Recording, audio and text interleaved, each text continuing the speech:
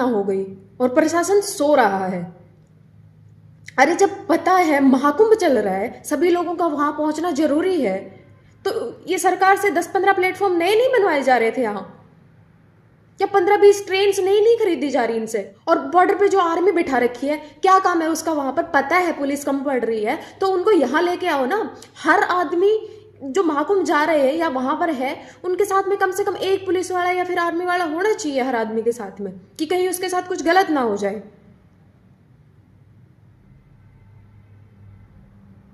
पर इनको, सरकार को अपनी जिम्मेदारियां पता ही नहीं है। सही कह रही हूं ना मैं? देखो, सबसे पहली बात, जो घटना हुई है, जो आज दिल्ली में हुई है, थोड़े टाइम पहले महाकुंभ में हुई थी, बहुत दुखदाई है। जिन लोगों ने इन सब में अपनों को खोया है, हम उनके दुख का, उनके ऊपर अभी क्या बीत रही होगी उस चीज का अंदाजा भी नहीं लगा सकते। मैं या कोई और कितना ही कह ले कि हम समझते हैं तुम्हारे दुख को, ये कुछ भी बोल लो, लेकिन हम नहीं समझ सकते। जो उनके ऊपर गुजर रही है वो उन्हें ही पता है। लेकिन मेरा पॉइंट ये है, गलत नहीं लेके जाना है। ऐसी घटनाएं होती हैं, हम उसके बाद में बैठ के या तो कभी किसी बाबा को ट्रोल करते हैं कि इसने ये कहा था, महाकुंभ नहीं गया वो देशभक्त नहीं होगा। हम कभी यूपी के सीएम को कर रहे हैं, कभी कौन से नेता को कर रहे हैं, बस उनको बैठ के ट्रोल करते रहेंगे। इसने ये कहा था, इसने ये कहा था, इसने ये नहीं किया। हम ये क्यों भूल रहे हैं कि जिंदगी हमारी है, किसी को कोई फर्क नहीं पड़ेगा। तुम्हारी जिंदगी है, इसकी जिम्मेदारी सबसे पहली तुम्हारी होनी चाहिए ना।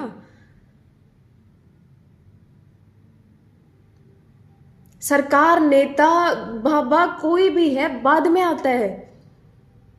अपने बारे में तुम खुद नहीं सोच रहे हो और तुम ये उम्मीद रख रहे हो कि सरकार या फिर कोई भी प्रशासन का कोई भी आदमी तुम्हारे बारे में सोचे।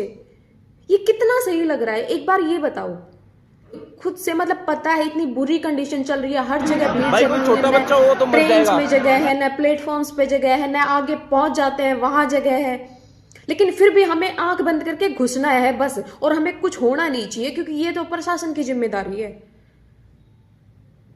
ये पॉइंट वैलिड लग रहा है लाइक। और मेरे को ये समझ में नहीं आ रहा कि क्यों अपनी जिंदगी को दांव पे लगाया जा रहा है, किस लिए? पहली बात तो वो गंगा वहीं रहेगी, वो पानी भी सेम रहेगा, 12 महीने बहती है वो, तुम कभी भी जा सकते हो। हम किसी भी तीर्थ स्थान पे जाते हैं, कहीं भी जाते हैं, ऐसी जगहों पर, मंदिर वगैरह में क्यों जाते हैं? मन की शांति के लिए, राइट? कि हमें वहां जाके मन को शांति मिलती है, एक अलग ही सुकून मिलता है। लेकिन आपको क्या लगता है, इतनी भीड़ है, वो इधर से धक्का मार रहा है, सांस नहीं आ रही है, हम एक कदम चलने के लिए हमें 15 मिनट खड़े होना पड़ रहा है, फिर एक कदम बढ़ रहा है, ऐसी जगह पे जाके किसी को शांति मिल रही है? एंड अब तो तुम्हें मेन वहां का कौन सा स्थान है, संगम, लेकिन वो तो बंद कर रखा है, वहां तक तो किसी को जाने ही नहीं दिया जा रहा है। तो तुम क्यों पागल हो रहे हो?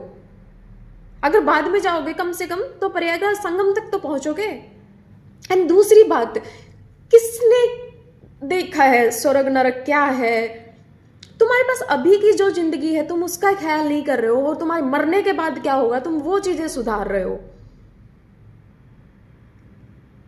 और ठीक है, आध्यात्म है, हमारे देश की पहचान है, हम आध्यात्मिक है, सनातनी है, ठीक है, हम मानते हैं इस बात को कि स्वर्ग नरक होता है।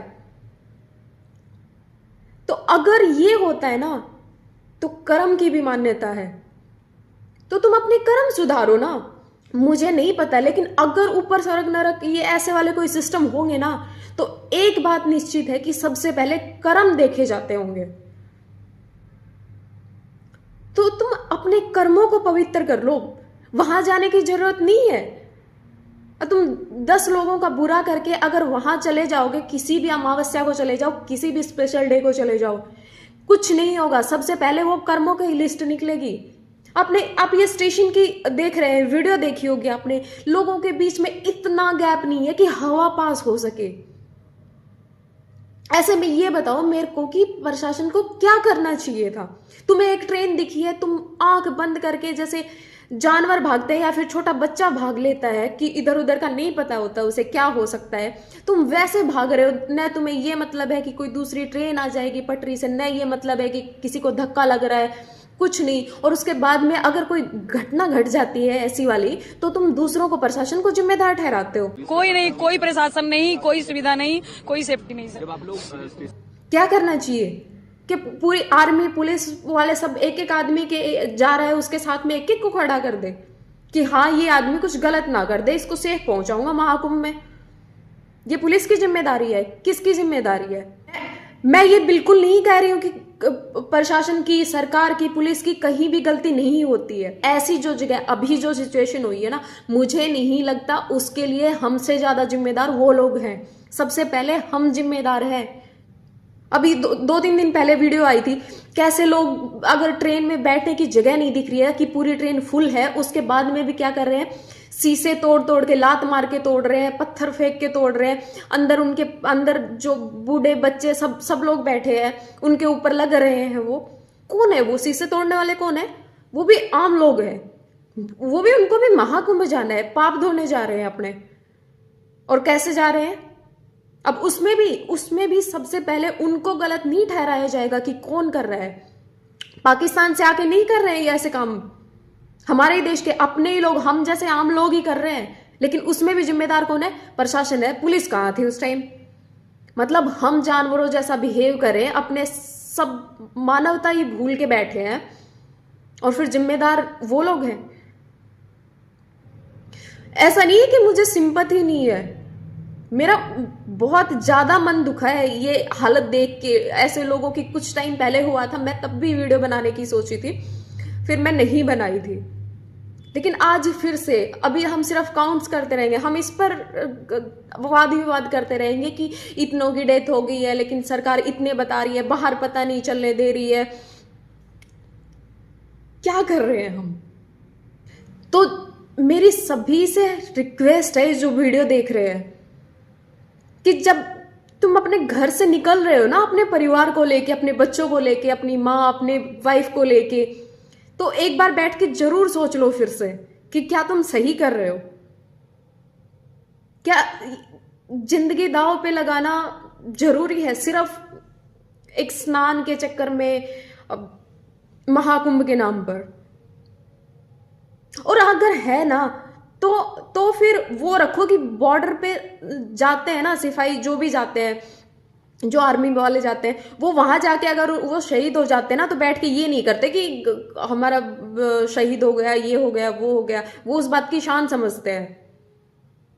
तो तुम अगर खुद से वहां झोंक रहे हो, खतरे में डाल रहे हो खुद की जिंदगियां, तो फिर अगर कुछ अनहोनी होती है ना, तो उस टाइम पे क्यों कोस रहे हो दूसरों को?